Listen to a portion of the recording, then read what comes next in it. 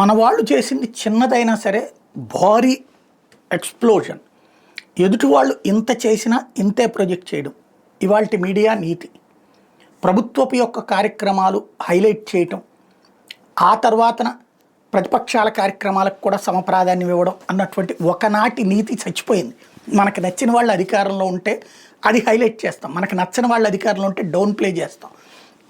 ఇది ఒక ఆటతో జర్నలిజం ఆల్రెడీ చచ్చిపోయింది రాష్ట్రంలో. ప్రత్యేకించి జర్నలిజం గురించి నీతులు చెప్పుకోవడమే దండగా. ఇప్పుడు మీ బిడ్డల భవిత నా బాధ్యత, ఇది చంద్రబాబు గారు నిన్న తల్లి బిడ్డలకి సంబంధించి పేరెంట్స్ టీచర్స్ మీటింగ్ సందర్భంగా ఇచ్చినటువంటి హామీ. అక్కడ ఏంటి ఈవెంట్ అంటే పేరెంట్స్ మీటింగ్, దాన్ని ఒక ఈవెంట్గా రాష్ట్ర వ్యాప్తంగా నిర్వహించిన ఘనత ఆయనకే చెందుతుంది. నెంబర్ 1. రెండోది వచ్చేటప్పటికి మీ బిడ్డల భవిష్యత్తు నా బాధ్యత. ఇంతకీ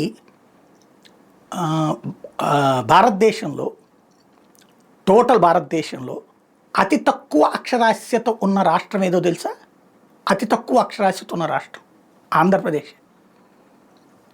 అదే సందర్భంలో భారతదేశంలో నిరక్షరాస్యతలు నెంబర్ 1 ఉన్న రాష్ట్రం ఏదో తెలుసా?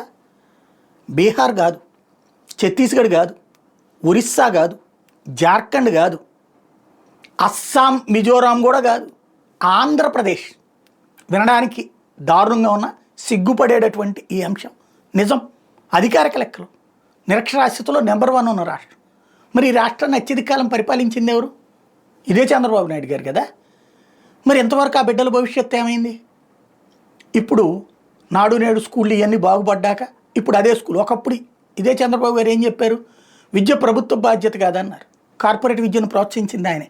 కార్పొరేట్ విద్యా వ్యవస్థ వచ్చాక చదువులకి దూరం అయ్యారు పిల్లలు. ధనవంతుల బిడ్డలు మాత్రమే చదువుకోవాలి, మధ్యతరగతి వాళ్ళు అప్పులు చేసైనా చదివించాలి తమ బిడ్డల్ని.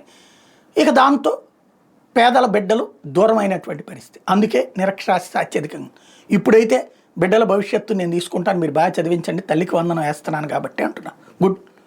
ఇప్పుడు మార్పు వచ్చింది కాబట్టి ఏమన్నా రాష్ట్రం మారుద్దని చూద్దాం.